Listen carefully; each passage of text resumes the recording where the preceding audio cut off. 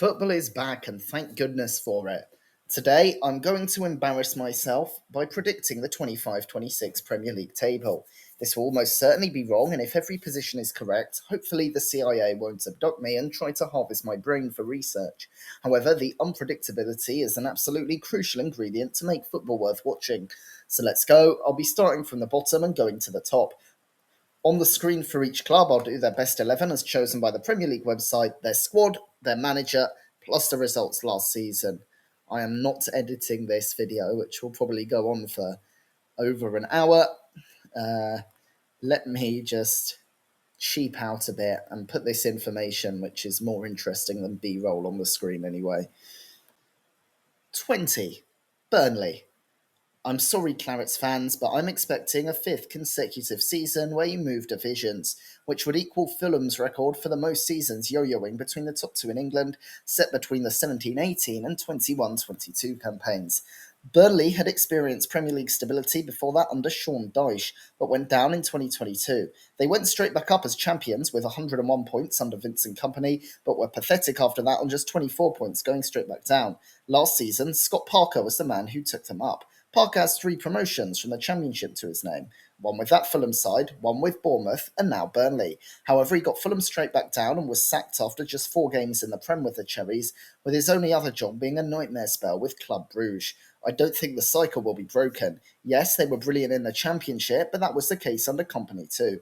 To stay up, you have to beat 3 Premier League teams over a 38-game season, and these days that feels much harder than beating 22 Championship ones. Parker's men managed to concede just 16 league goals last season, 14 less than the next team, Champions Leeds. Obviously, conceding 16 and 46 is mightily impressive. However, nothing will say that will happen again, with the quality of attackers so much better. Notably, Burnley have actually lost some key players compared to last season.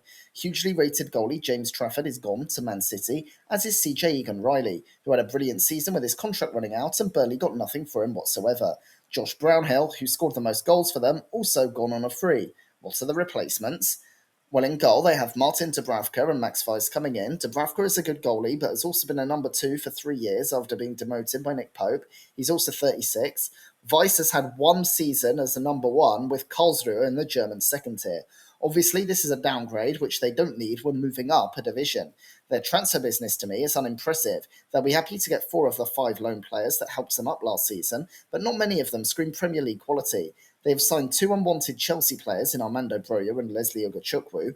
Broja has spent the last 18 months on loans with Fulham and Everton, for whom he scored 0 goals each as a striker, while Ogachukwu was part of the second worst Premier League team in history last season. Axel Tuanzebe has never been a regular starter, ever, in his career, while Jakob Brun Larsen, liked at Turf Moor no doubt, was on charity minutes in the Bundesliga last season. Lam Chuana and Quillen Dishi-Hartman are interesting signings, but not enough to keep a team up, while the marquee piece is Kyle Walker.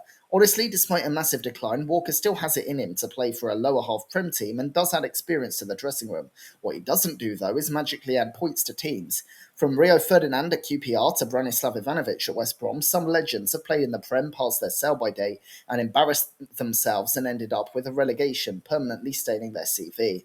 Those who watch my transfer video may be confused because I was generally positive on the incomings. However, that was on an individual basis. Hartman is definitely worth £7.7 million, but is also one for the future. They still lack someone who can keep them up, and without Trafford and Egan-Riley, their defence looks worse than it did in the Championship last season. They also start the season with a fair few minor injuries. It's a massive ask for any promoted team to stay up these days, and Burnley just don't have it in them for me. In fact, there is a very good argument that their Premier League team is worse than their Championship side. Look at their best 11 on the screen now and tell me where they get 35 points from. 19. Sunderland. This was a much harder decision than who to put bottom, but I'm sorry, Sunderland fans. I'm not sure your big signings will keep you up. There's been another since my last video, Omar Alderete from Getafe for £10.4 million. After playing in Paraguay and then Argentina, he moved to Europe with Basel, where he spent a season, before one at Hertha Berlin. Then came loans to Valencia and Getafe, after which he signed for the latter permanently and spent 2 more campaigns there.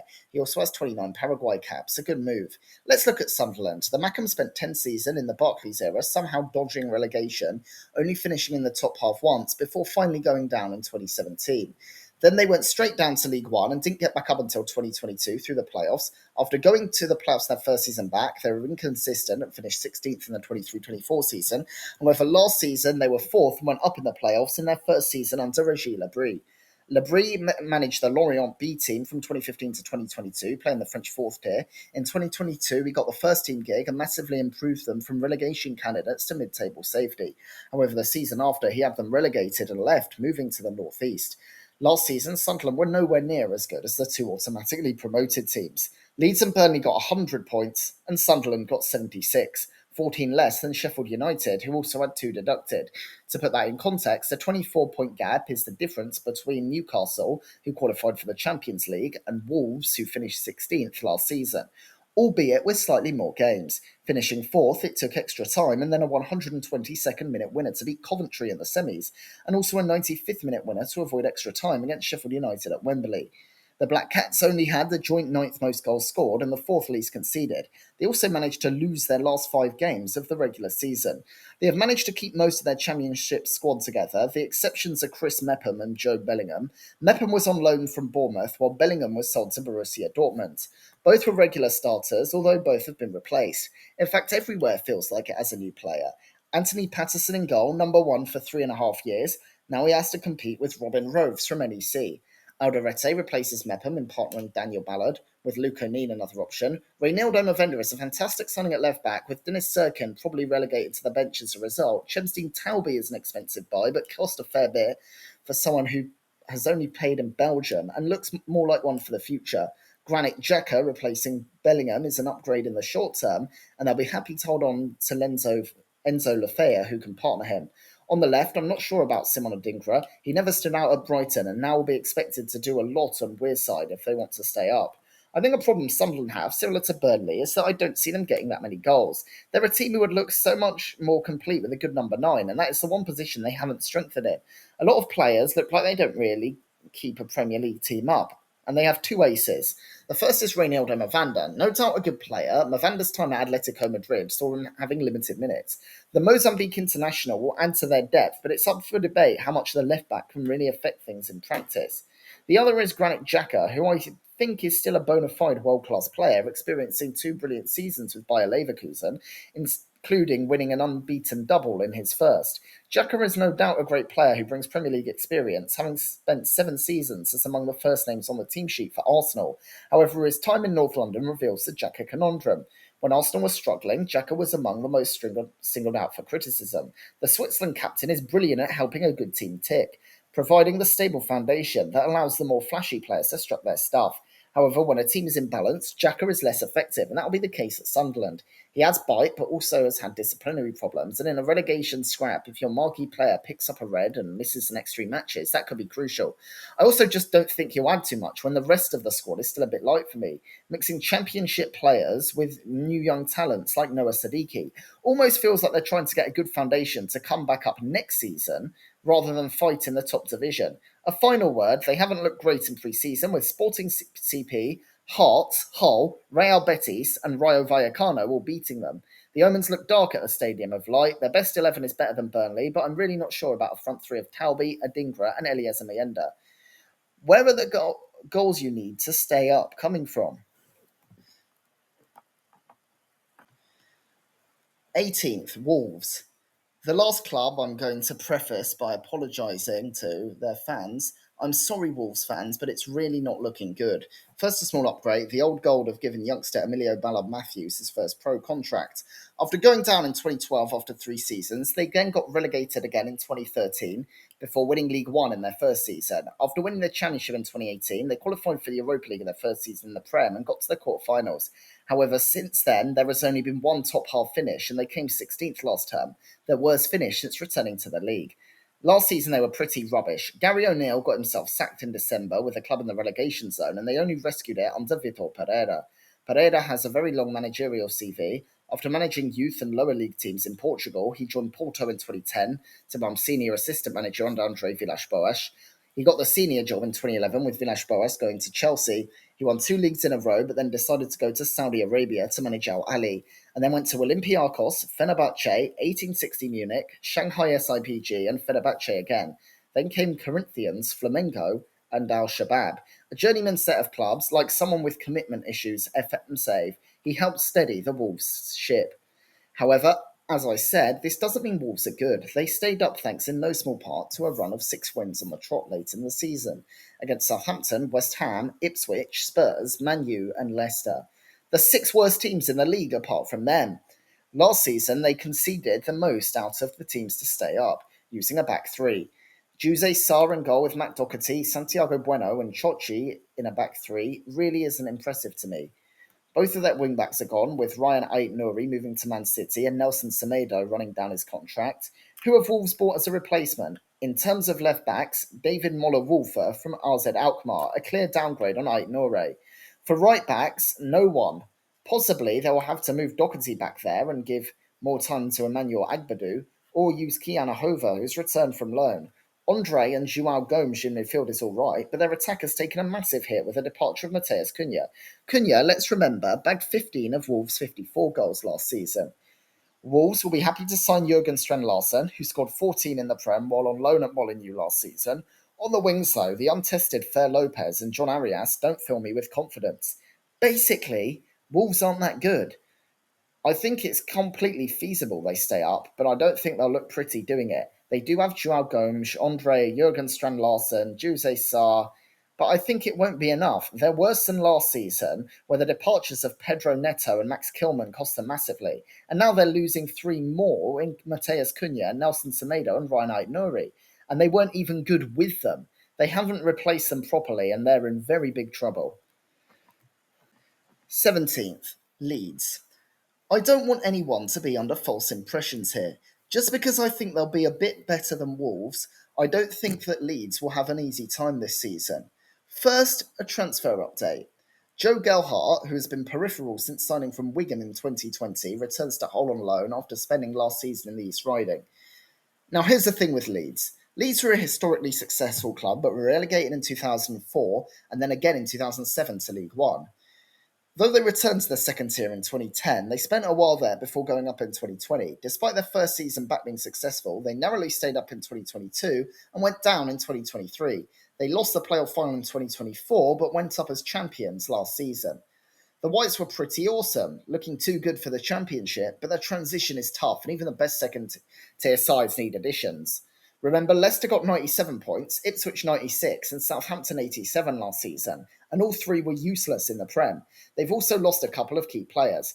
Mano Solomon was on loan from Spurs last season, while Joe Rothwell was from Bournemouth. Junior Firpo, who was brilliant last season, ran down his contract and was picked up by Real Betis for free.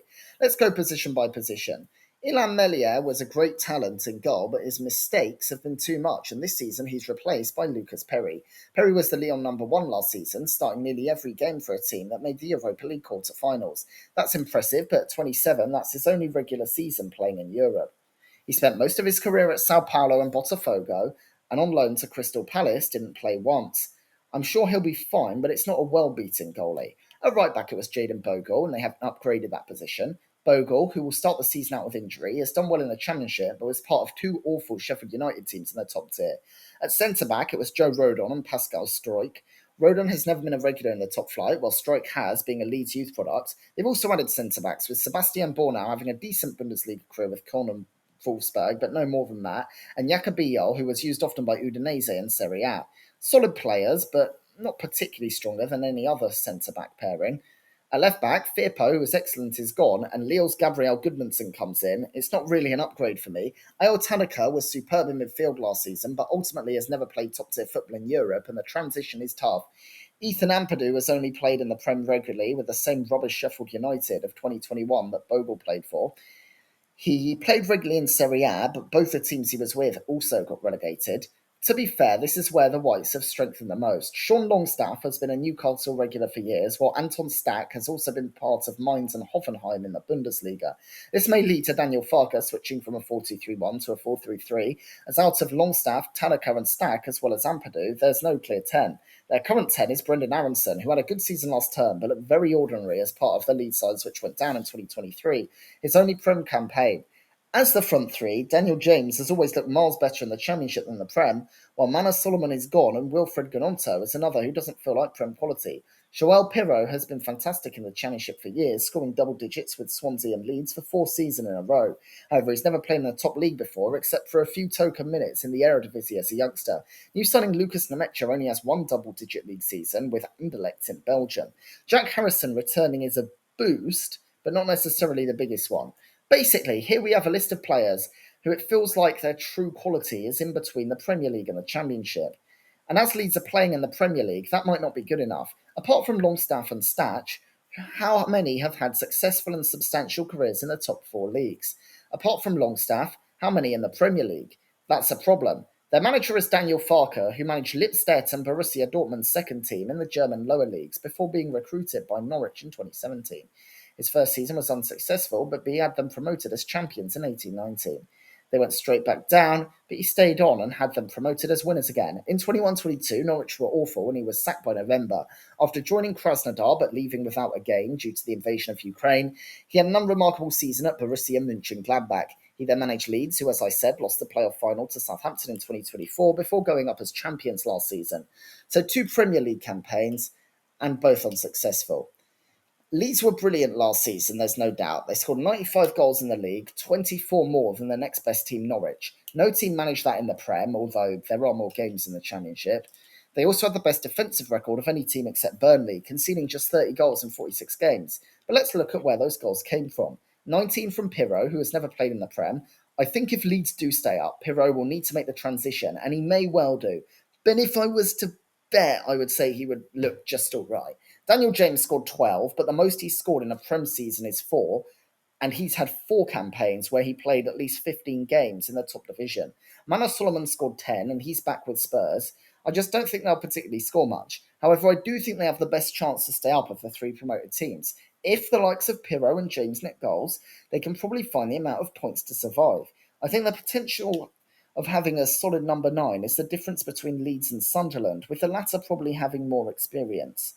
And unlike Wolves, Leeds don't really have glaring holes in their team per se. I just think they lack a bit of quality all round. Both aren't great, and I've changed my mind a few times, but I think Leeds' squad is more fleshed out and they'll just find enough to stay up. But only just. At the time of recording, the Whites are also strongly linked with free agent Dominic Calvert-Lewin. That's an improvement, but I don't think that'll be enough to keep you up. 16th, West Ham. Things went unexpectedly wrong for West Ham last season, who had a massive investment. The Irons have been near ever-presence in the Premier League era, missing the first season but getting promoted in 1993, getting relegated in 2003 but going back up in 2005, and again going down in 2011 but getting promoted at the first attempt. However, they have never won a top-flight title. Huge amounts of money spent on Luis Guilherme, Max Kilman, Crescencio Somerville, Nicholas Fulkrug and Aaron Wan-Bissaka led to high hopes, but new manager Julen Lopetegui struggled and he was sacked and replaced by Graham Potter. Since coming back up in 2012, West Ham qualified for European football 3 times in a row, but came 14th last season. The highest finish was 6th in 2021, entitling them to the Europa League, and then 7th, getting the Conference League. Though they came 14th in 22-23 as well, they won the Conference League to play in Europe, and came 9th in 23-24, expected to push on. West Ham didn't really get better under Potter. They were 14th when he was sacked, and they finished there too. But with Lopetegui blamed, they hope that Potter, with a full season, will improve them. Having an interesting career with his journey taking Östersund from the Swedish 4th tier to the Europa League highlight, Potter managed newly relegated Swansea, who he took to mid-table in the Championship before Brighton came calling. He was a success on the South Coast, taking them to a top-half finish, but Chelsea swiped him soon into the 22-23 season. He took the Blues down to mid-table, below Brighton, and didn't even last the whole campaign. He disappeared for a while after that, nearly 2 years before he joined West Ham midway through last season. West Ham have not changed much. They have signed Jean-Claude Todibo, who was there on loan anyway, plus the okay but not exciting signings of El Hadji Malik Diouf, Callum Wilson, Mads Hermansen, Daniel Cummings and Callum Wilson. I think Potter has made things interesting with a 5-3-2 formation, and what I'm expecting is for them to have a low finish but not really be troubled with relegation. They've looked hit or miss in pre-season, and that 11 on your screen doesn't look too exciting. Obviously, Mohamed Kudus was a key part of their team, but they still have Jared Bowen. I've never quite been the biggest fan of Kudus and think they can leave without him. Another question is that of Nicholas Fulkrug. The German was bought for big money last season, but injuries limited his impact massively. He looked sharp in pre-season, netting 3, the same as he did in the whole of 24-25. Overall, I think 16 is a lower range for West Ham, and I think they could feasibly finish, say, 12th. However, the other teams are just a little bit better than them. This is the next group of clubs. There are four who have a real danger of getting relegated, with Burnley perhaps even their own category. And then after this, it's kind of just the mid table teams. So I don't think West Ham will finish lower than 16th, but they could finish a few places higher. 15th, Everton. A new stadium for Everton, who now play in Vauxhall instead of Everton, and also have a big transfer update. Jack Grealish joins on loan from Man City. Grealish made headlines with Aston Villa, and Man City paid 100 million quid for him in 2021. However, he was just all right in his first season, and after that was peripheral. Grealish had 39 England caps and is hugely talented, but always looked inconsistent at City, and it's easy to put two and two together when clips of him partying come out. Either way, he obviously hugely benefits Everton. They've been in the top flight consistently since the 1954-55 season. However, they've not won it since 1987 or finished in the top half since 2021. They came 13th last season, but I think Spurs and United will probably finish above them. The other big question is whether they'll finish above West Ham, but I'm going to say yes, just about. They're moving into their new stadium under David Moyes. Moyes is in his second spell on the blue half of Liverpool, having earned the job for the first time in 2002 after doing well at Preston. He lasted until 2013, with the club up and down, earning the job with champions Manchester United, where he was a disaster, being sacked in April with the club finishing 7th. He took over a struggling Real Sociedad after that and lasted a year, but also was the man who got Sunderland relegated in the 16-17 season. Then came a short-term stint with West Ham before he returned to East London on a more long-term basis, following bad results for the Irons under Manuel Pellegrini. He lasted until 2024 when he was replaced by Julen Lopetegui, but took over the Toffees in January, who had struggled under Sean Dyche. When he took over, they were 17th, but he got them up to 13th. What I don't see at Everton is anything that says they'll challenge for a top half finish. I don't think they're in any real danger of going down because I like a fair few parts of the squad. The core defensive unit, with James Tarkowski and Jared Branthwaite as centre-backs ahead of Jordan Pickford in goal, is easily much better than any other I've said so far. Ashley Young is gone at right back and not replaced, which could mean more time for Jake O'Brien. O'Brien's an interesting player, and him and either Vitaly Mikalenko or Adam Asnu are fine, if not exciting, fullback pair. Everton's main upgrades come in midfield, where Abdoulaye Doucouré has run down his contract, while Jack Harrison and Jesper Lindstrom were only there on loan. First, there is Grealish, a massive upgrade in quality on the wing, and Kiernan Dewsbury Hall. I really think that's a level of quality that a lower half Prem side could do with. Tieno Barry is a nice old-fashioned number 9, who scored double digits in La Liga last season. And I think if Everton do better than expected, it will be because Barry turns out to be a revelation. Let's talk about the bad. Both Grealish and Dewsbury Hall, their marquee players, have spent the last season being peripheral at Man City and Chelsea respectively, but with Everton they are expected not just to be regular starters, but marquee players. I also think they're pretty lacking in squad depth, and that's something that they'll really have to contend with over a 38-game season. Look, I don't expect the world from Everton. In fact, I've put them lower than last season, but I do think they're decent enough to stay up. 14th, Brentford. Everyone has been expecting Brentford to go down after losing key players and their manager, Thomas Frank. The Bees' current spell in the top flight began in 2021 after getting relegated from it last in 1947. They were never out of the Football League in that time, but had a pretty rapid rise in the spell of a decade. Promoted from League 2 in 2009, League 1 in 2014, and the Championship in 2021. In their 4 seasons in the Prem, they've finished 13th, 9th, 16th, and 10th. Frank was the manager who took them up, but he's now gone to Spurs. Replacing him is set-piece coach Keith Andrews. Andrews has never been the first-team manager at a football team before. He's been assistant at MK Dons, Ireland under-21, Ireland, and then backroom staff at Sheffield United before being set-piece coach for the Bees. The reasons to be concerned don't end there. Out of their first 11 last season, 3 are gone. Their first is goalie Mark Flecken, but I think Brentford there have probably upgraded. They've replaced him with Queven Kelleher, Liverpool's number 2. Alisson got injured a fair bit during Kelleher's time, and I think the Irishman never looked out of place, particularly being adept at saving penalties. Remembering that he was a world-class team, that's no mean feat. The one downside is that Kelleher has never been a number 1 at a senior club level, but I think that he will adapt to this change of pace.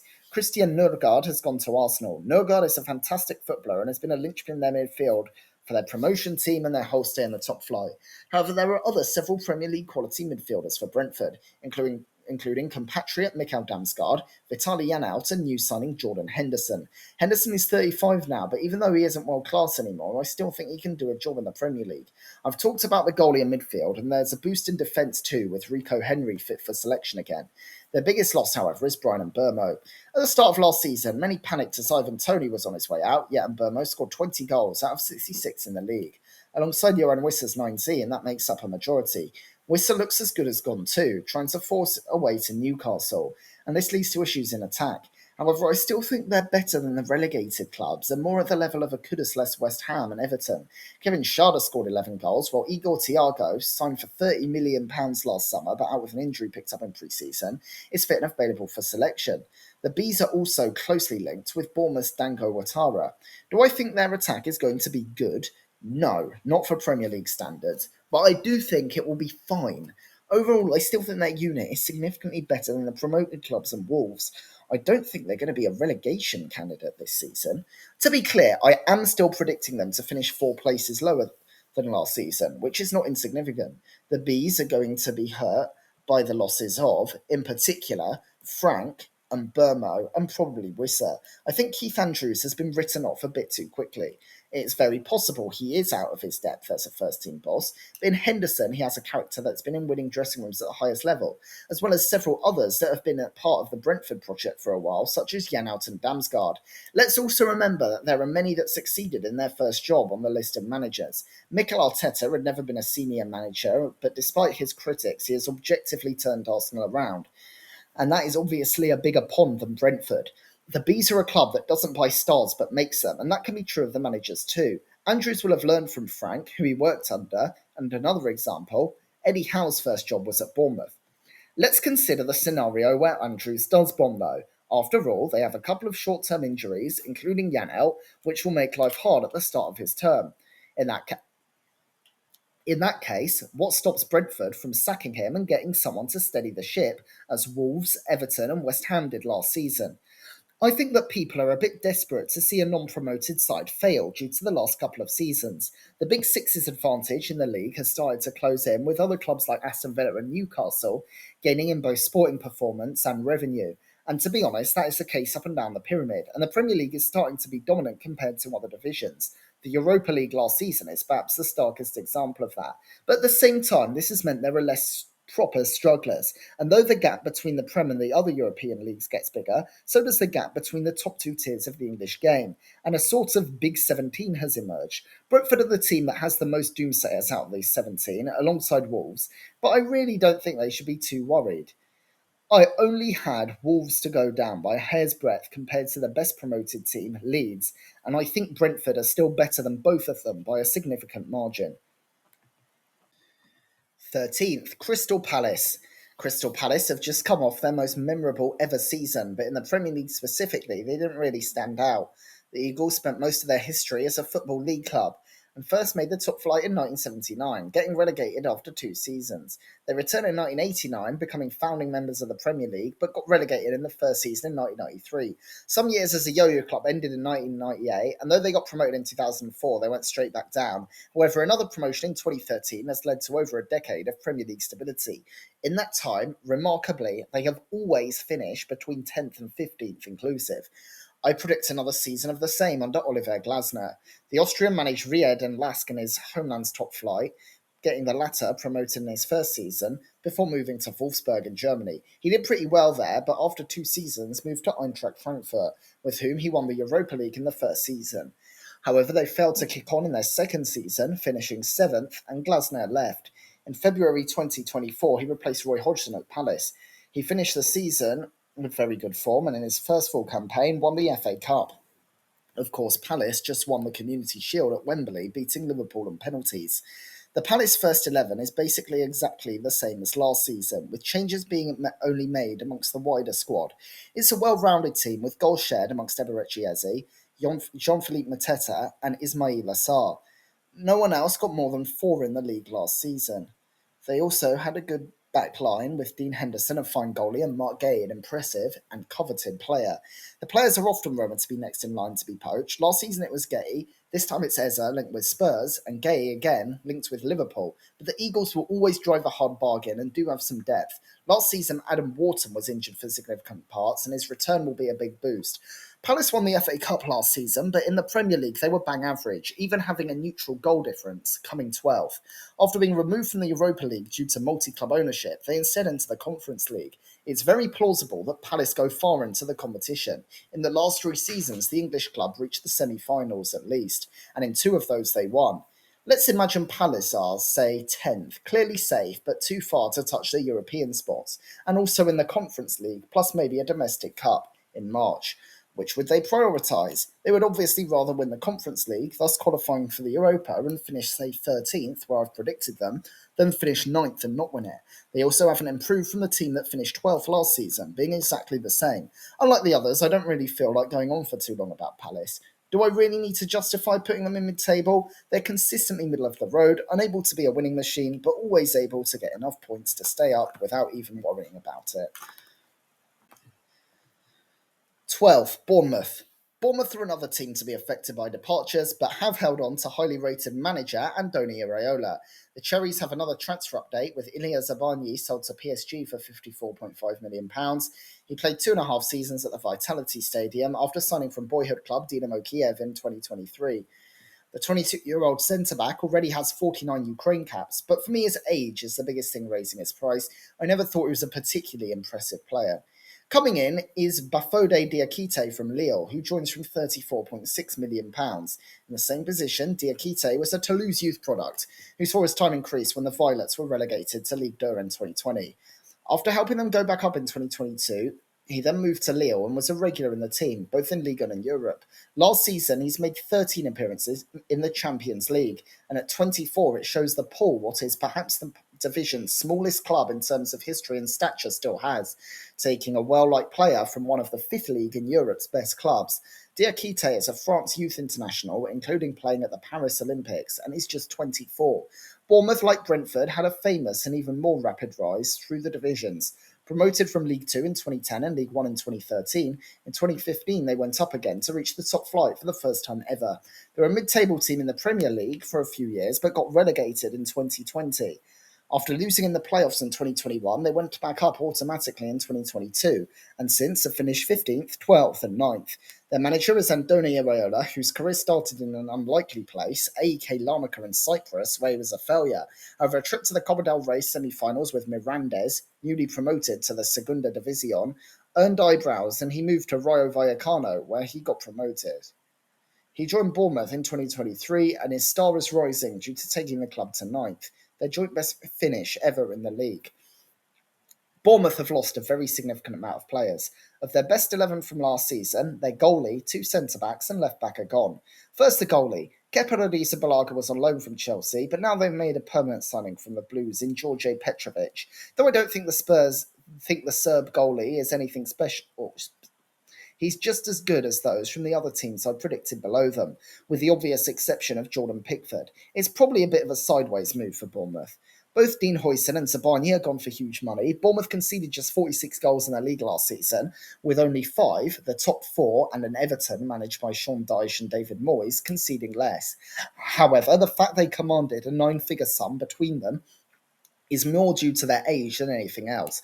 Diakite has done a good job at a pretty high level of the game, while Marcos Senesi, who took a back seat last season due to Huijsen's rise, has also played 89 times for Bournemouth and will be relishing stepping back into the role as starter. At left back, Milos Kerkez goes to Liverpool, but I can't help but think the Reds overpaid for him, and Adrian Truffert will do fine there as a replacement. Lewis Cook is a long-term injury miss, but Bournemouth have enough depth in defensive midfield to be fine. Other Bournemouth players are rumoured to leave, but they have replaced their back line at a huge profit, and going forward, they're not too reliant on one player. Last season, Justin Kluivert scored 12 in the league, Antoine Semenyo 11, Evan Nilsson 10, and Dango Ouattara, the one closely linked with a move to Brentford, 7.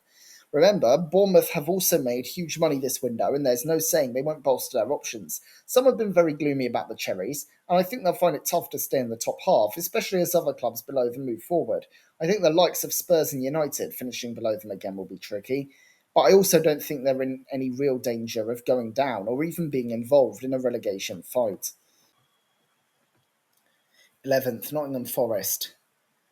Forest have kept the bulk of their squad, which qualified for Europe together, but may take a bit of a dip this season. To be honest, I can see them finishing lower than 11th, but the other teams also have flaws, and I think Forest do have some good talent. They've a proud history in their top flight, but have also spent time outside it. In 1977, they were promoted to the First Division and won it in their first season, although never have since.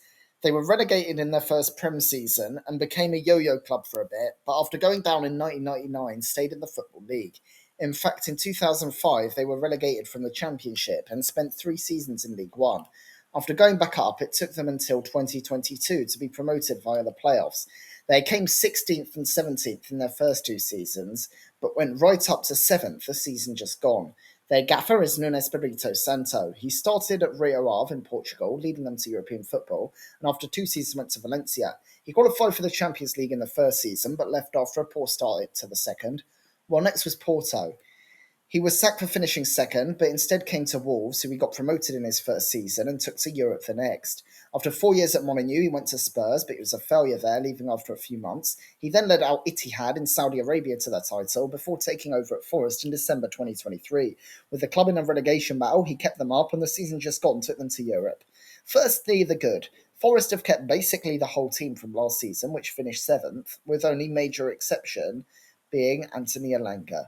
This is basically the sole reason I'm having them finish this high, as well as having a very good coach in Nuno Espirito Santo. This team was very good, won exactly half their games, and there's no reason they can't do well again next season. However, there are a few downsides. First, an injury to Nicolas Dominguez is far from ideal, although Ryan Yates is good cover. Secondly, they have lost Ilanka, an important creative player for them, and I'm not completely convinced about Dan Ndoye as a replacement. This comes with the caveat that Elanga's sale brings in a significant amount of money that may be spent before the window shuts. Secondly, they haven't strengthened from a team which got found out at the end of the season, being on course for Champions League football before only taking 8 points from their last 8 games. Thirdly, 7th is an outlier for Forest since returning to the Premier League. Also, they'll have the additional pressure of the Europa League, significant as it will add 8 games at a minimum. If Forest do well, you can also see them diverting attention from the Prem if they're in mid-table, which would affect their position. They have looked hairy in pre-season, scoring just 1 goal in 7 games and not winning any of them. It should be said they did also only concede 4 as well. Finally, Chris Wood scored 20 goals last season. An over-reliance on one player, especially one who is 33, can be risky. However, they also have Ndoye, Callum Hudson-Odoi, and the hugely rated Morgan Gibbs-White as attacking options, and I think they'll just be fine. They're also strongly linked with Amari Hutchinson and James McAtee, who can only help their firepower. You might wonder why, when I've been mostly negative, I've put them so high up, but I have, after all, put them 4 places lower than last season. As well as their good front four, I like the goalie Matt Sells, their defensive midfield battery of Dominguez and Lilia Anderson, and their back four. To put it another way, I don't really think they have any obvious weaknesses. I think getting Europe again will be very tough. Indeed, it may well have been easier if they're in the Conference League. I think it's more feasible that they finish, say, 14th and 8th next season. But I also think they'll be just fine, a stable club and nowhere near the relegation battle. 10th, Fulham. In this section, a lot of clubs feel like they've had very little upheaval at all, and no team sums that up more than Fulham, who are basically the exact same as last season. Fulham spent a lot of time away from the top flight after being relegated in 1968, but were promoted back there in 2001. After multiple seasons of mostly mid-table stability, in 2014 they were relegated. In 2018 they went up, then down, then up, then down, then up, for an English record 5 seasons yo-yoing between the top 2 divisions. However, since that final promotion in 2022, they've come 10th, 13th, and 11th.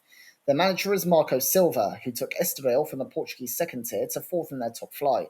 After joining Sporting for a season and winning the cup, he then went to Olympiacos where he won the title. Since then, he has just spent time in England, joining Hull midway through the season but being unable to keep them up. He then went to Watford but was quickly poached by Everton, where he had a strong first season but was sacked early in his second. He joined Fulham in 2021, got them up the first season as champions, and has kept them as a stable mid-table team. Fulham's have remarkably done basically nothing in the window this season, with incomings and outgoings limited to a backup goalie one way and loans for young players the other. With that in mind, there isn't too much to say. They're a solid, unremarkable team, and they don't have Europe distracting them, which will keep them above the comparable Palace and Forest. Could they finish 12th? Very possibly. Can they finish in Europe? I doubt it. Their team is basically full of unremarkable Premier League players. Emil Smith-Rowe, Sander Berge and Sasha Lukic. All three of these in midfield are good, but not outstanding. The same is true everywhere.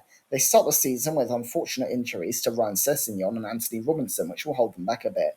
Anyway, I don't really need to explain myself further. They're a solid team, full of performers, but lack the star quality to get them into Europe. In fact, teams below them on this ranking have players like Jack Grealish, Granit Xhaka, Eberechi Eze, Jordan Henderson, Mark Gay, Jean-Philippe Mateta, Chris Wood, Morgan Gibbs-White and Jared Bowen. I think Fulham have no weak spots, but as I said, they don't really have a star. 10th for them. Ninth, Manchester United. United, once the dominant force in English football, have fallen on hard times. Having spent every post-war season bar one in the top flight, they dominated the 1990s and 2000s, never finishing lower than third. However, their last title was in 2013, and they finished seventh the next season, and never really challenged for it again. Even then, they were always a top half club until last season, where they slumped to 15th. Their current manager is Ruben Amorim. After starting in the Portuguese lower leagues with Casa Pia and Braga's B team, he took the Braga first team job, but after 2 months with brilliant form was poached by Sporting.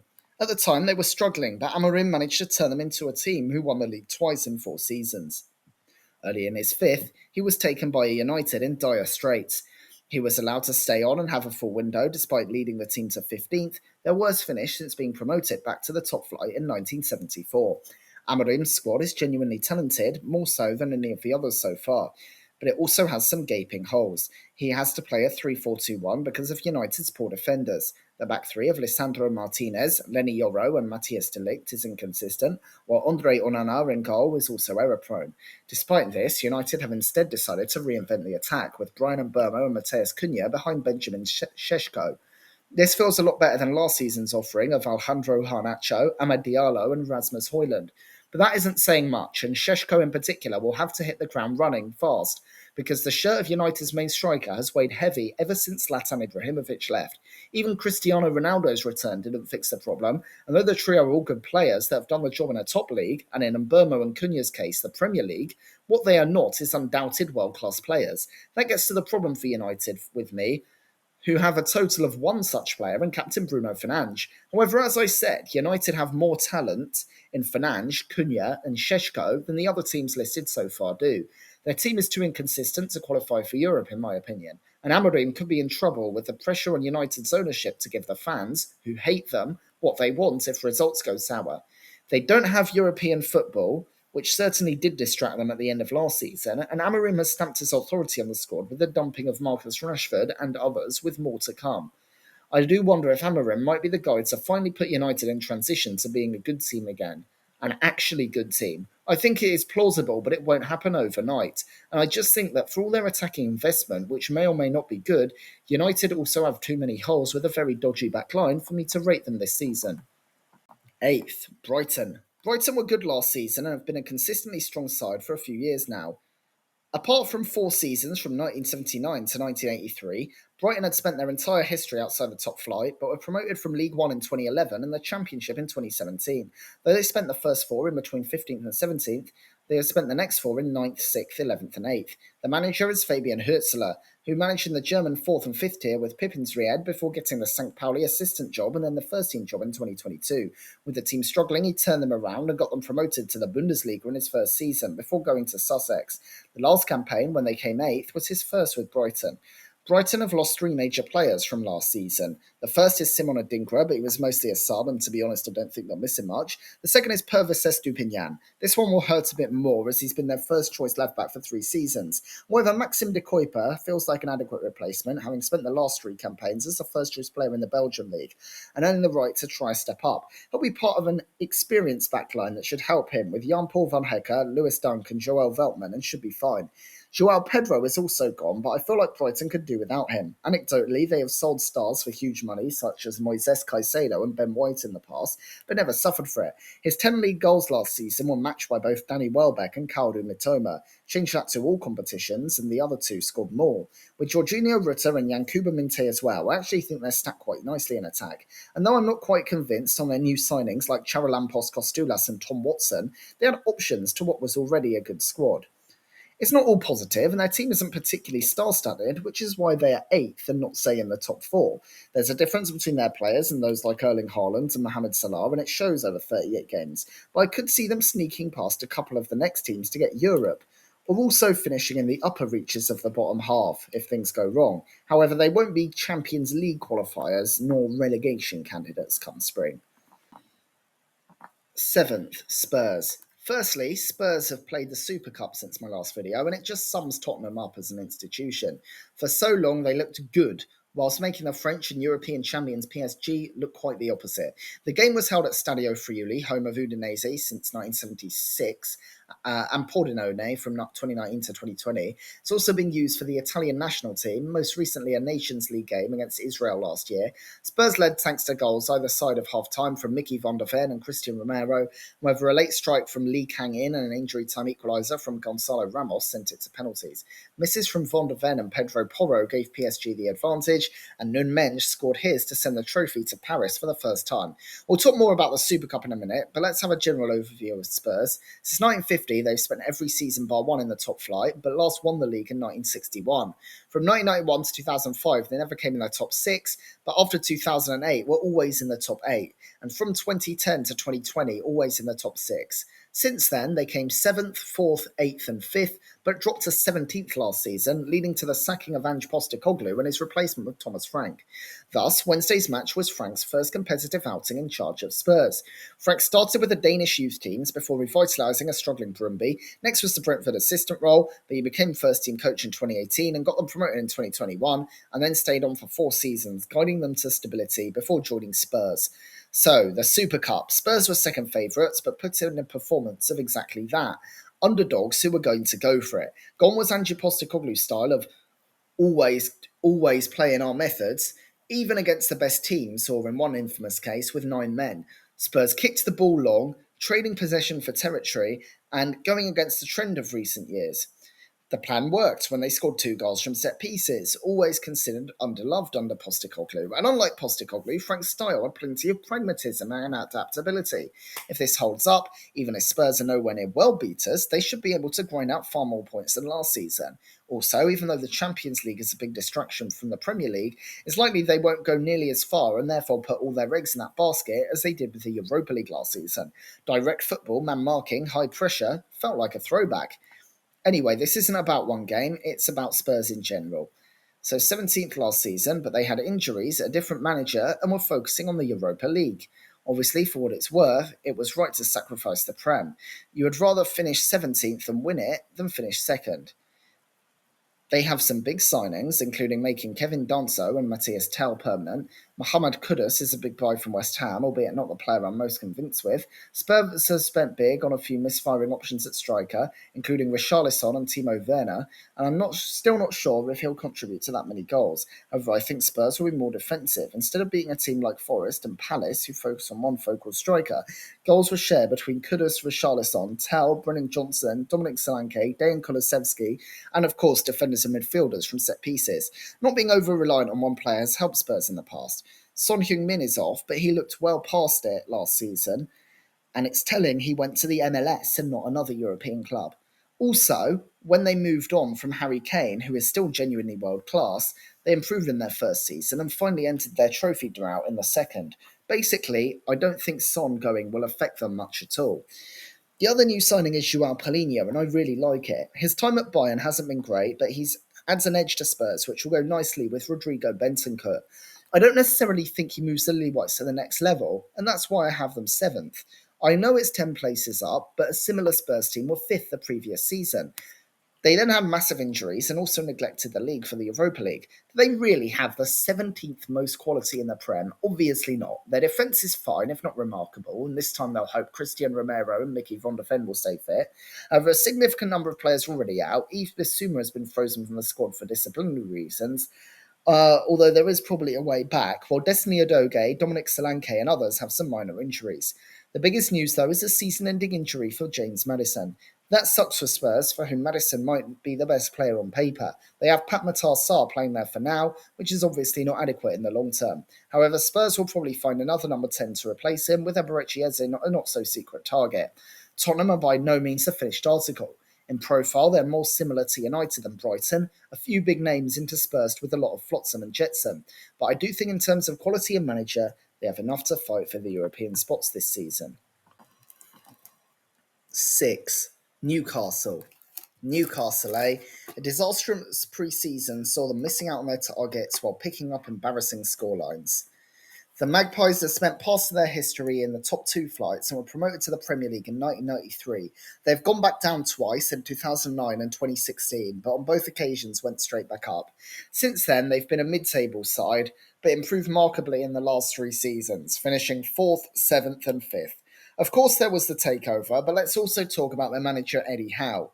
Howe took his first club, Bournemouth, up from the League Two relegation to League One, and then moved to Championship Burnley. After an unremarkable spell, he returned to the South Coast and took them to the Championship. They then went up to the Prem, but then back down again, after which Howe left the club. He then got Newcastle up to the European places, as well as winning the Carabao Cup last season. So Newcastle's pre-season has been horrid. On the pitch, they lost 4-0 to Celtic and 1-0 to the K-League All-Star team. Off the pitch, the Saudi mega club that was going to take over football kept losing out on targets.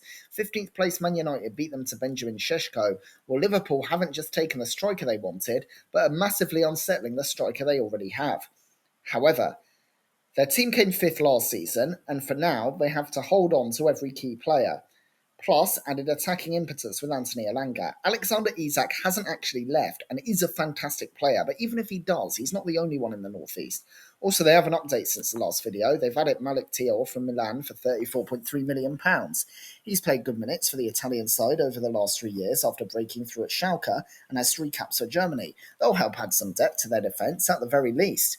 They're also very strongly linked with Jacob Ramsey, and if he comes in, they have some extra attacking bite. I think they get Ramsey and then another striker. The Johan Wissa links haven't gone, and I think the Magpies will spend the 2 weeks they still have to get a good new number 9, especially with the Isak situation so unclear.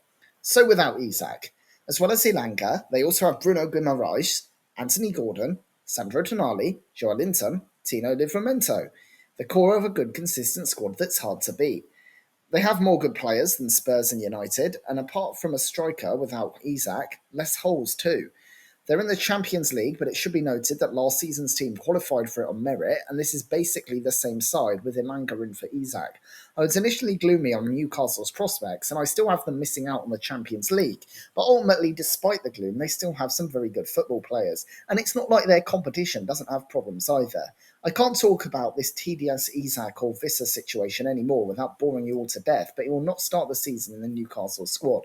It's feasible he comes back, but unlikely. Whether he actually gets to leave and who takes him is another question. Anyway, Newcastle can live without him, that's a fact. He really was a star for them, but Newcastle just have adequate players to survive. I also just think the midfield teams aren't really that impressive this season. It's not a good 6th, but it is a solid one. 5th, Aston Villa. Villa were an interesting club who were looking to maintain their strong position. They were Prem-ever presence, though seldom contenders, until getting relegated in 2016. They went back up through the playoffs in 2019, spending the first 3 seasons in the bottom half, but then finishing 7th, 4th and 6th. It therefore doesn't even particularly feel bold to put them in 5th, very possibly a Champions League spot. The manager is Unai Emery. After starting his career with Lorca Deportiva and Almeria and being successful, he had further spells with Valencia and Sevilla, which both went well, despite a nightmare couple of months with Spartak Moscow in the middle. Mixed times with PSG and Arsenal were followed with a revival with Villarreal and then Aston Villa, who he took from relegation candidates to the Champions League. Emery won the Europa League 3 times with Sevilla and once with Villarreal. Last season, Villa came 6th and barely missed out on Champions League football. They also reached the quarter-finals of that very competition. They have a small upgrade with youth player Ronnie Hollingshead coming in from West Brom. The good news for Villa is that they haven't really lost anyone from the team that came sixth last season, unlike Newcastle, who are set to lose Isak. The Magpies are expected to sign Jacob Ramsey, and though he started half Villa's games last season, I don't really think it's the end of the world. A team that has Emiliano Martinez, Ollie Watkins, Amadou Onana, and Esri Konsa, among others, is a really good team. Villa are a team likely to go far in the Europa League, but I believe they have the depth and Unai Emery the know-how to fight on two fronts successfully. New signing Evan Gesson is a big coup for them and will help keep Villa's attacking options strong. They haven't had the advancement to challenge the top four, and I think the gap is actually quite big. They lack the real superstars, with the exception of maybe Martinez and Watkins. I don't think I should spend too much time justifying this. You know the logic. But I do think they've avoided the upheaval of Newcastle, have more quality than Brighton, and aren't in transition like Spurs and United. Could they finish behind Newcastle? Absolutely. Could they finish above the four teams I haven't listed yet? Doubt it. I don't feel like arguing this one. You probably agree with me broadly. Fourth, Chelsea. I skirted past Villa, but ultimately a lot has changed for Chelsea this season. They've not always been in the top flight, but have been ever present in the Premier League era. After a few years of mediocrity, they finished in the top six every year from 1997 to 2015 and won the league four times in that period, then again in 2017. Since then, it was mixed finishes in the top five before dropping to 12th in 2023. They recovered to come sixth and then fourth last season. Their manager is Enzo Maresca. He managed Parma, then worked as Man City assistant, before getting promoted with Leicester and earning the Chelsea job last season. He led them to fourth, also winning the Conference League and the Club World Cup. Chelsea are on a high after that, but let's look at things in a balanced way. Firstly, they won 15 points less than Liverpool last season and scored 22 less goals. Their total, 69, would not always be enough to even get in the top four. Compared to last season, they no longer have access to attacking players Jadon Sancho and Noni Madueke, but something tells me they won't mind. The Club World Cup window opened after the Prem ended. There, they got two major players in Joao Pedro and Liam Delap, amongst others. Chelsea have spent huge amounts of money this summer, with Jamie Gittins, Uriel Hutto, and Esteval Willian all coming in. But for the context of this 25-26 season specifically, the high price tag shouldn't fool you. They have signed 9 players to the tune of £205.4 million. That's a lot of money, but 4 are teenagers, and the oldest, Pedro, is 23. 3 of them have been loaned out. Many may be world class in the future, but right now it's unclear who will start. Pedro is surely going to replace Nicholas Jackson as the main striker, an upgrade, while Gittins will come in on the left to replace Madueke, which is an improvement in the long term, but unclear in the here and now. Uriel Hato may well start, but only because Chelsea's backline is lacking after a nightmare injury for Levi Colwill. A perpetually injured Reece James, Tosin Adraboyo, Hato and Marc Cucurella ahead of Robert Sanchez is not a Premier League winning defence and is worse than a fair few teams below them. Colwill's injury is a massive blow to Chelsea, on par with Maddison's as the most important on the list. I know the elephant in the room is that Chelsea won the Club World Cup. It's an underrated trophy and no one can take it away from them. Because of the money at stake, the clubs involved really did try, even if the fans maybe didn't care too much. They beat PSG 3-0 in the final, a terrific result. However, that was a one-off game. Who else did they beat? Los Angeles FC, Esperance de Tunis, Benfica after extra time, Palmeiras and Fluminense. LA aside, very historic clubs, but no one from Europe's top 4 leagues there. They also lost to Flamengo in the groups. Basically, the real challenge was beating PSG in the final. Anything can happen in a one-off game, but this time they have to be good over 38. Chelsea's real strength is in midfield, with Enzo Fernandez, the brilliant Moises Caicedo finally justifying his transfer fee, and the well-loved Cole Palmer. Palmer scored 15 in the league last season, with Jackson on 10, and I always thought the latter was quite clunky, and I have been a fan of Pedro for a while. He really knows where the goal is, so expect an uptick. Madueke did add 7, while Fernandez scored 6. I don't think Jamie Gittins and Pedro Neto is that good a combo on the wings, but it isn't bad. Basically, Chelsea are a good young team, and for a while I think their goal has been to build a dynasty with extremely long-term contracts. I do wonder, though, when are they going to stop building for the future and focus on the present? They're a good team, but I don't think they really, truly are contenders this season, especially with that back line over 38 games. They can get away with it from time to time, but they will leak goals compared to teams with players like Virgil van Dijk and William Saliba, and it will also affect their build-up play. Their Club World Cup exploits also meant they lacked a proper pre-season. Another 4th place finish for the Blues. Third, Man City. Man City can't be totally written off, but I feel like they're up against it this season. City have spent limited time outside the top flight since the 1970s, but did fall down to third tier in 1998, having two consecutive promotions. In 2001, they went back down, but went straight up and have stayed in the top flight ever since. A mid-table team on their return, they became a dominant force in the 2010s and only upgraded that in the 2020s. They won 6 out of 7 leagues in 2018 to 2024, but came third in 2025. The manager is Pep Guardiola. After getting promoted with Barcelona's B team, he got the senior job in 2008. He won the league 3 times and 2 Champions Leagues before moving to Bayern, with whom he won 3 Bundesliga titles on the trot. He then went to City, with whom he has won 6 league titles, as previously mentioned. This also includes a treble and a domestic treble, winning the Champions League in 2023. As mentioned earlier, they have a transfer update with Jack Grealish loaned to Everton. They won't mind that. So what happened last season? Everyone knows what. An injury to Rodri. I think that no player's injury caused more problems for a team last season. Spurs had injuries all round, but that was a combination rather than one key player. He's such a key to City's system and is irreplaceable. However, that was not it. So much of that incredible, legendary team, perhaps the best in the history of club football, which any objective analysis of the game leads you to compare to the Ajax of the 1970s, Ferguson's United, and indeed Guardiola's own Barcelona, are aging. Kyle Walker was loaned out after 6 months and then sold, and Kevin De Bruyne has been released. The likes of Ederson, John Stones, Nathan Ake, Manuel Akanji, Mateo Kovacic, Ilkay Gundogan, and Bernardo Silva are all in their 30s. There is nothing to debate there, it's just true. This team can never be replicated. It is legendary. A new team can be built, and that process has started, but all those guys who, for the most part, looked tired last season are even older now. The likes of Nico Gonzalez, Abdulkadir Kusanov, and Omar Marmoush came in last season midway through, while now Ryan Ait-Nouri, Ryan Cherki, Tiani Reinders, and James Trafford come in. I'll be interested if Trafford really can dislodge Everton already, while that back four looks a bit dodgy. Joshko Gvardiol and Ruben Dias is a fine centre-back pairing, although I still think worse than Arsenal's and Liverpool's. But I'm really not sure about the fullbacks. Ait Nouri has been a solid mid-table player, but no more, while Matthias Nunes has been pretty forgettable. Here they have Marmoush dropped for Cherki and Jeremy Doku. I think Cherki is a great buy and Reinders perhaps an even better one, but I reckon they might need to adjust to life in the Premier League.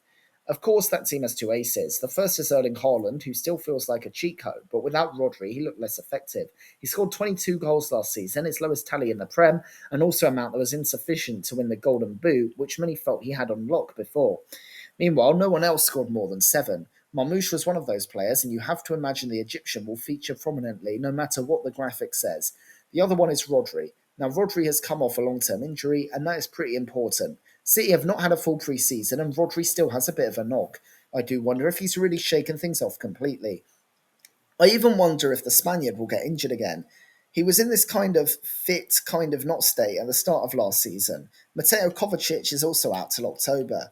The main thing City have against them, though, is just that Arsenal and Liverpool are really good. I don't expect them to be a bad team, not at all. Third in the Premier League objectively makes you one of the best teams in the world. In fact, I don't think you can fully write them off this season. However, the fact is they are transitioning from old to new, and the old was one of the best sides ever to play this or any sport. These super teams have sometimes cast a long shadow over clubs, with Arsenal, Liverpool, and Man United, or as City fans call them, the Red Cartel, spending long periods looking back at the glory days. In the latter's case, the time is still ongoing. I think the process will take a bit more time, but Man City, who remember only had one pre-season game because of the Club World Cup, will still be competitive. Second, Liverpool. Yes, this is my bold pick. To be honest, I'm not sure whether I believe it. I think there'll be a close title fight, but I'm putting my hat in the ring by saying Liverpool will come out second best. Liverpool have been in the top flight since 1962 and spent the 1970s and 1980s as a dominant team. In the Premier era, they have never finished outside the top 8. However, their 2020 league win was their first since 1990, and then they finished third, second, fifth, third, and first again to win the league title last season. Their manager is Arne Slot. After doing well at Camber and RZ, he got the Feyenoord job, winning the league in 2023. This led him to the Liverpool role, where he won the league in his first season. Let me make things clear with what I'm about to say. Liverpool were the best team last season and deserved to win the league. However, they were fallible. They picked up just 84 points, the lowest by the champions since 2016. That was only 2 more than the season prior when they came third. They are beatable. The Reds have made huge investment this year. They have a small transfer update with youngster Lucas Stevenson getting a new contract and a loan out to Dundee United. Anyway, I will focus on five players: Georgi Mamadashvili, Hugo Ekitike, Florian Wirtz, Jeremy Frimpong and Milos Kerkez. Mamadashvili gets a brief mention because he's the new backup goalie, but they spent enough that he'll replace Alisson soon, although probably not this season. Jeremy Frimpong is a direct replacement for Trent Alexander-Arnold. Often over-criticised for his defending, it felt like people were trying to find a flaw with Alexander-Arnold, which in my opinion never existed. In fact, he's a player who reinvented his position and one of the best right-backs ever, already, despite being 26. They are now attacking players first and defensive ones second. Instead, midfielders pick up more of the slack. Jeremy Frimpong, though, is a similar player, as is Milos Kerkez. Andy Robertson is still at Liverpool, but looked very tired, and it's clear he's coming to the end of his career. Frimpong and Kerkez like to attack, although I do think Frimpong is a fair bit better than his new teammate. Like City and Chelsea's new players, I think Kerkez's value was only so high because of his age. Of course, Diogo Jota is dead, and there is no delicate way to talk about how that affects tactics and football, but ultimately it does. He maybe had a decline in form last season and is replaced by Hugo Ekitike. I'm really not sure. He bagged 22 last season for Eintracht Frankfurt in all competitions, but it's a big step up to be in a title race, and no matter his long-term prospects, the number 9 position is such a hard one to fill. They spent even more money on Darwin Nunez, and when is the last time they really had a quality number 9? Since the so-called SAS team a decade ago, with Luis Suarez and Daniel Sturridge. Roberto Firmino was a false 9 who gave Sadio Mane and Mohamed Salah space, and Jota was also second fiddle to the Egyptian, with the rest mostly in the flop pile. They're strongly linked with Parma defender Giovanni Leone, a smart buy, but the real gem is Florian Wirtz, who I think could go right to the top. Well, actually, he is there already. He's young at 22, but already has 200 games under his belt for clubs, or at least he will by the end of the month, and 31 caps for Germany. He's considered the best number 10 in the world. Coming from the Bundesliga to Northwest England, the obvious comparison is Kevin De Bruyne. That's high praise, but I don't want to count it out. So talented, so fantastic, but I don't know about the other attacking options. Mohamed Salah seems to defy Father Time, but surely he can't keep putting in ridiculous seasons forever. He also has the Africa Cup of Nations to deal with, and though other teams are affected by this, none are more reliant on an African player than Liverpool. Fellow stars Robertson, Virgil van Dijk and Alisson are also in their 30s. Van Dijk's downfall is another one which could kick in any moment, with the centre-back now 34. But with all of them, one can't just assume that they will forget how to play football. They have all been revolutionary, legendary players whose names will live in football folklore in the pub debates of all-time Prem 11s for a very long time. Liverpool's team was good last season and they added a few nice players. They also want Alexander Isak and Mark Guéhi, which really would throw a spanner in the works. But if they get 84 points again, will Arsenal let them off the hook once more? Will City? I don't know. Last season, they built on Jurgen Klopp's last term, but this season they have been broken up. As well as Jota and Alexander-Arnold, they have also lost Luis Diaz. I don't think that's the end of the world, but the upheaval will make things tough. With young talents plus the ageing stars, a combination that, to me, seems more suited to win the Champions League than the Prem. First, Arsenal. Yes, I can't believe it either, but this might finally be the year for the Gunners. Arsenal have been in the top flight ever since the war. No, not that one, but World War One. They've had ups and downs, with the latest up being a period between the late 1990s and early 2000s, where they won 3 titles, latterly in 2004. Since then, they haven't won the league. They were always in the top 4 until 2016, but it took them until 2023 to return. That season, they came second, and then they came second in 2024, and in 2025, they came second. Mikel Arteta shares with Keith Andrews the fact that this is his first job, although he took it in 2019. He took an Arsenal team in big trouble back up to competitive levels again, but an FA Cup in 2020 is all he has to show for it. The pressure is on to win a trophy, and specifically the Premier League or Champions League. I think Arsenal last season is an interesting case. Their squad was quite light, with rotation players like Fabio Vieira, Emil Smith-Rowe and Eddie Nketiah leaving, and they paid the price.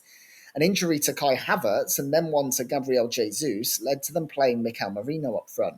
Raheem Sterling was awful, and it led to Bukayo Saka in particular being overused. They have learned their lesson. Christian Mosquera, Noni Madueke and Christian Nurgaard come in as cover, while Martin Zubimendi replaces Thomas Partey. All have looked good in pre-season, except Madueke, who missed most of it with the Club World Cup. The Gunners now have a ridiculous amount of wealth in defence. Gabriel and William Saliba are a brilliant centre-back pairing, with Mosquera, some cover, and Ricardo Calafiori and Urian Timber able to play both there at fullback, while Miles Lewis-Skelly and Ben White are also available out wide. They now have 5 first-choice midfielders, and Martin Odegaard and Declan Rice are proven to be world-class. Odegaard looked way off it last season, but the Norwegian has done wonders before, and I think he'll have more support. The left wing spot looks like the final piece in the puzzle, but Bukayo Saka has upgraded his support in Victor Gyökeres. The Sweden international bagged 54 in all competitions and 39 in the league last season, and is such a strong player. These are freak numbers, and I think they differ from the likes of Ekitike. With Rice, Zubimendi, Odegaard and Saka, who will have plenty of chances, and also his menacing presence gives Gabriel Martinelli space, with the Brazilian loving nothing more than to run into wide open areas. Remember, before last season, Arsenal put up a total which would have been enough to win in 23-24. Sorry, in 24-25. That is in the land of make-believe, but the point is, this Arsenal squad do have what it takes, even if the cards haven't fell into their hands so far. They still have some negatives, though. I think the cover isn't the best on the wings, and they must be traumatised by the 22-23 and 23-24 campaigns where they seized defeat from the jaws of victory. Ultimately, last season they were nowhere near good enough, and this time around, Liverpool in particular are not going to make it easy for them. But unlike Liverpool's players, their veterans from that period are still young and hungry. I think it'll be a higher quality title fight than last season, but not one like the 5 years ago, where 95 points might not be enough. There will be some margin for error, but not much. Well, that's it. When asked to write 2,000-word essays at university, I used to grimace at the thought and reward myself with Pizza Hut once I was done. 14,000 words of me talking about some men kicking a ball around, easy. Let me know what you think and make sure to come back to this at the end of the season to make fun of me for having the ball knowledge of a Brussels sprout.